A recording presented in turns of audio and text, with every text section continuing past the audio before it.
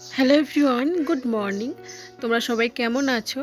আশা করি তোমরা যে যেখান থেকেই আমার এই ছোট্ট ভিডিওটা দেখছো সকলে ঈশ্বরের কৃপায় খুব ভালো আছো এবং সুস্থ আছো। আমরাও বেশ ভালো আছি। আজকে অনুজ ব্লগে নতুন আরও একটা ভিডিওতে তোমাদের সকলকে অনেক অনেক স্বাগত জানাই। তো ব্লগের শুরুতেই বড়দের প্রণাম আর ছোটদের বুক ভরা ভালোবাসা জানিয়ে আজকের ব্লগটা শুরু করছি। আজকে হচ্ছে বৃহস্পতিবার আর এখন ঘড়িতে সময় হয়েছে সকাল 7:30। মাম্মাম বারান্দাতে এখন খেলাধুলায় ব্যস্ত আছে আর আমি দেখো রান্নাঘরে এখন রান্না বসিয়ে দিয়েছি। তো সকাল সকালে রান্না বসিয়ে দিয়েছি কারণ হাজব্যান্ড অফিসে যাবে ওই জন্য। আর এদিকে আমার মাম্মামের জন্য খিচুড়িটাও আমার রান্না হয়ে গেছে। তো এখন মাম্মামকে গিয়ে আমি খিচুড়িটা খাওয়াবো, সেই সঙ্গে অর্ধেকটা মতো ডিম সেদ্ধ দিয়েছি। আজকাল মাম্মাম ডিম সেদ্ধটা খেতেই চাইছে না, ওই জন্য অর্ধেকটা মতো ডিম সেদ্ধ আমি ওকে খাওয়াচ্ছি। তো মাম্মামকে আমার খাওয়ানো হয়ে গেছে আর মাম্মাম এখনও খেলাই করছে ওর দিদি ভাইয়ের সঙ্গে। তো মাম্মামকে খাইয়ে দেখো আমি আবারও রান্নাঘরে চলে এসেছি। তো হাজব্যান্ড অফিসে যাবে 10টার মধ্যে, আমাকে রান্নাটা কমপ্লিট করে নিতে হবে। তো একদম চট জলদি আমি হাত চালিয়ে রান্নাগুলো এখন সেরে নেব। ভাতটা হয়ে গেছে, নামিয়ে নিয়েছি, এখন তরকারিগুলো করে নেব। তো আজকে দেখো ডুমুর ভাজা করছি। আগেই ডুমুরটা আমি একটু লবণ আর হলুদ দিয়ে সেদ্ধ করে নিয়েছি। এখন এই যে তেলের উপরে দিয়ে ডুমুরটা ভেজে নিচ্ছি। আর ডুমুর ভাজাতে একটু মিষ্টি দিয়েছি কারণ মিষ্টি মিষ্টি ডুমুর ভাজাটা খেতে বেশি ভালো লাগে। ডুমুর ভাজাটা আমার হয়ে গেল, নামিয়ে নিয়েছি। আর এখন দেখো ধনে দিয়ে একটা তরকারি বানাবো, ধনে গুঁড়ো দিয়ে। সেটা হচ্ছে বেগুন আর আলু দিয়ে এই ধনে গুঁড়ো দিয়ে একটা তরকারি বানাবো, যেটা আমার শ্বশুরমশাই খেতে ভীষণই ভালোবাসে। তো প্রথমে ধনেটাকে একটু খোলাতে ভেজে নিলাম, তারপরে এই যে শিলনোড়াতে গুঁড়ো করে নিলাম। আর এই যে কৌটোর মধ্যে ভরে রাখছি, তরকারিটা হয়ে যাবে তখন লাস্টে ওই তরকারি মানে ধনে গুঁড়োটা দিয়ে নামাবো। তো এই যে দেখো তরকারিটা আমার হয়ে গেছে। তো এখন তরকারিটা নামাবো, তার আগে এই ধনে গুঁড়োটা দিয়ে নামাবো। তো এইভাবে তরকারি খেতে ভীষণই ভালোবাসে, কিন্তু আমি খেতে পারি না, ধনের গন্ধটা আমি নিতে পারি না।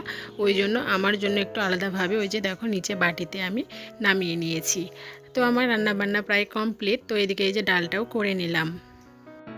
তো আমি যখন ডুমুর ভাজাটা রান্না করছিলাম তখনই আমার হাজব্যান্ড ঘুম থেকে উঠলো। তো ঘুম থেকে উঠে বলছে কি যে আজকে অফিসে যাব না, কারণ ঘুম থেকে উঠেই ওর শরীরটা বেশ খারাপ লাগছে। তো আমার রান্নাটা আর কি তখন ভাবলাম যে না আর রান্না করব না, যে বাড়িতে সবাই তো এখন কেউ রান্না খাবে না, ভাত খাবে না এত তাড়াতাড়ি। তো ভাবলাম যে রান্না করব না। তারপর ভাবলাম যে না রান্নাটা করেই ফেলি, কারণ আবার তো দুপুরে রান্না করতেই হবে। তো আজকে বাড়ির সবাইকে বলবো একটু সকালেই ভাতটা খেয়ে নিতে, দুপুরে তখন মুড়ি খাওয়া যাবে, এই ভেবে সবার জন্যই রান্নাটা সেরে নিলাম। তো আমার রান্নাবান্না কমপ্লিট হয়ে গেল। এখন গ্যাস ওভেনটা পরিষ্কার করে মুছে নেব। প্রত্যেক দিনের মতোই হাজব্যান্ডকে খালি পেটে যে লেবু জলটা দিই, তো সেটাই এখন বানাচ্ছি। তো জলটা একটু উষ্ণ গরম করে নিয়েছি, একদমই উষ্ণ। এখন এই যে লেবুটা দিয়ে দেব, দিয়ে ওকে জলটা দিয়ে আসবো।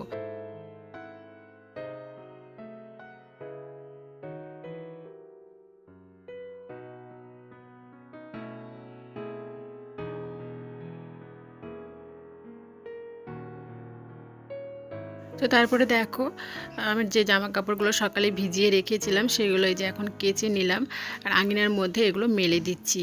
তো এই জামা কাপড়গুলো আজকে একটু সকালে সকালে আমি ভিজিয়ে রেখেছিলাম। দেখবে জামা কাপড় যদি সার্ফ জলে 1 ঘন্টা কি 1.5 ঘন্টা আগে ভিজিয়ে রাখা হয় তাহলে জামা কাপড়গুলো খুব সুন্দর পরিষ্কার হয়।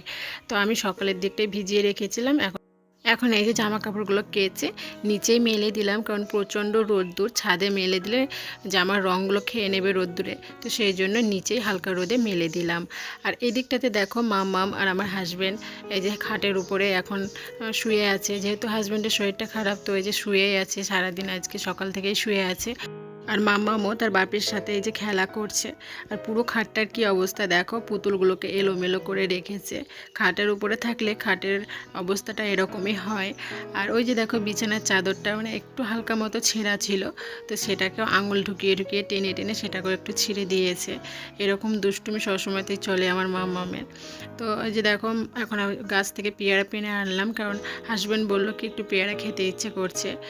তো এখন পেয়ারাটা আমি কেটে দেবো ওকে। দেখবে একটু জ্বর ঠান্ডা সর্দি লাগলে না একটু টক ঝাল, তারপরে একটু ঝাল ঝাল খাবার খেতে ভালো লাগে। তো ওরও আজকে সকাল থেকে একটু জ্বর, আর দুদিন আগে ওকে ঠান্ডা বেশ ভালোই লেগেছিল। দুদিন থেকে একটু ঠান্ডা ঠান্ডা ভাব ছিল, কিন্তু আজকে জ্বরটা এসেছে, জ্বরটা ছিল না। তো ওকে একটু মুখের স্বাদ আনার জন্য ওকে পেয়ারা খেতে ইচ্ছে করছে, ওই জন্য বললো পেয়ারাটা কেটে দিতে। তো আমি দেখো ছাদ থেকে, আমাদের গাছে তো পেয়ারা আছে, তো ছাদে গিয়ে আমি পেয়ারা 3টে পেরে নিয়ে আসলাম, আর এখন এই চোখে কেটে দিচ্ছি। তো শুধু লবণ দিয়েই দেবো, কারণ মাম্মাম খাবে, ওই জন্য ঝাল দেব না। তো এই যে ওদেরকে এখন পেয়ারাটা দিলাম শুধু নুন মাখিয়ে, যেহেতু মেয়ে খাবে সেই জন্য ঝালটা দিলাম না। তো দেখো মেয়ের কি অবস্থা, ও সুন্দরভাবে একদম আসন মেলে বসে এখন পেয়ারা খেতে বসেছে। তো ওর বাপি একটা নিয়েছে, তো কিছুতেই দেবে না, বলছে কি নেবে না তুমি, এটা আমাকে দিয়েছে আমি খাবো, এরকমটা বলছে। তারপরে এই যে মামামকে দুপুরে স্নান টান করিয়ে একদম ভাত খাইয়ে এই যে ঘরে আনলাম, যে মামামকে এবার একটু ঘুম পাড়াবো। তো এই যে দেখো কিছুতেই ঘুমোচ্ছে না, আর আমি ভাত খেয়ে একটু মৌরি তারপরে জোয়ান খাই, তো সেটা দেখে আমার মামামও দেখো মৌরি খাচ্ছে, এমনভাবে চেবাচ্ছে মনে হচ্ছে কী যেন একটা জিনিস খাচ্ছে। তো যাই হোক মামামকে দুপুরে ঘুমাতে ঘুম পাড়াতে পারিনি, তো ওই দুষ্টুমি করছিল। তো এখন হয়েছে সন্ধে ওই 7টা কি 7:30টার মতো বাজে। তো মাম্মামকে দেখো এখন পড়তে বসিয়েছি প্রত্যেক দিনের মতো।